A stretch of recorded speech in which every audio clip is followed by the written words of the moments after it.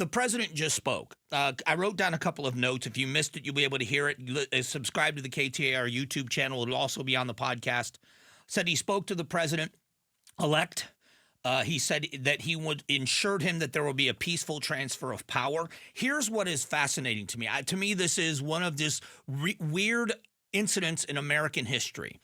It is traditional for an outgoing president of the United States to leave a note for the incoming president of the United States that nobody else sees. It's usually a handwritten note, and it goes inside the drawer, the top drawer of the Resolute desk in the Oval Office. And it is one president with the legacy being carried on to the next president.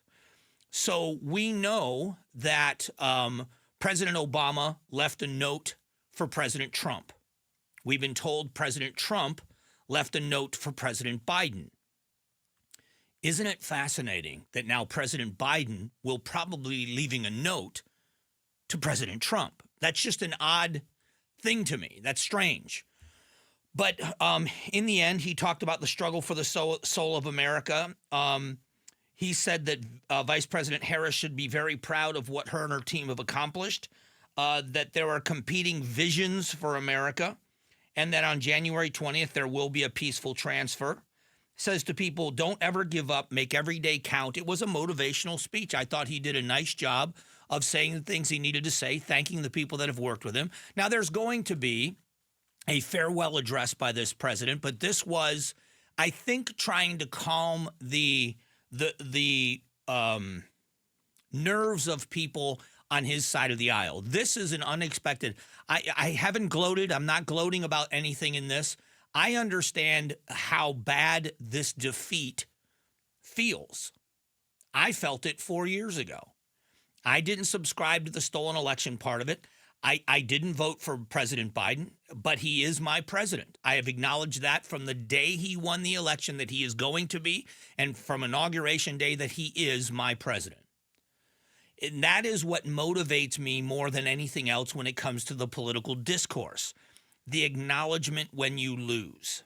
Because if you can say, and there are many people that do this on both sides of the aisle, but there are many Democrats right now with the not my president. In 2016, the two elections that Donald Trump has won have been remarkable because first he beat Hillary Clinton, which was absolutely, without a doubt, unexpected, wasn't going to happen. No way in the world. Barack Obama called her, President Obama called her the most qualified person in the history of the country running for the presidency. She ran against somebody that's never run for nor held public office. And he beat her. So if you go back and look at what the inauguration in 2017, January 20th, 2017, and I was there. I was in D.C. for it. The protests were angry, violent. People were furious and hurt. They set cars on fire. 6 cops were injured. And many, many Democrats, elected Democrats, denied that election and said he was an illegitimate president, that he was not legitimately elected president of the United States. That happened. Now, you can talk about January 6th, and you can say that it was worse when Trump did it, but it goes back to 2016. Are we going to avoid that this time around? It's a great question. Is America going to, and it sounds like the vice president talks about carrying on the fight. There is a big difference between carrying on what you believe is right and standing up and saying, I think that what you're doing is wrong, and doing investigations and trying to impeach and what Letitia James did yesterday, saying that there's going to be some kind of a war. All of those things are wrong.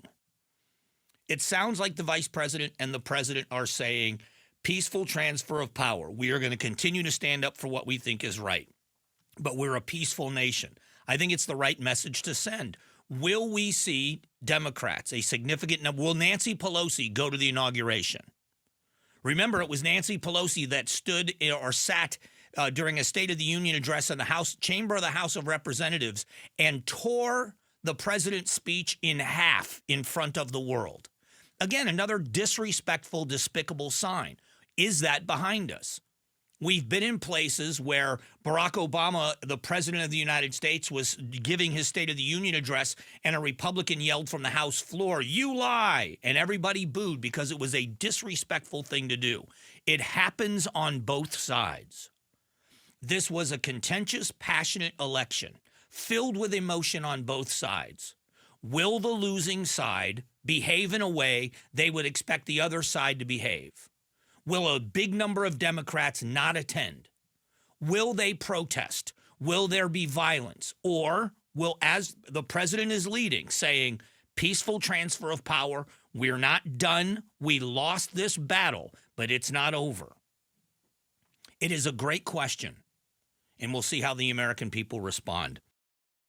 Thanks for watching the Mike Broomhead Show. Catch up on Amazing Arizonans, a KTAR News podcast, and click the button in the middle to subscribe.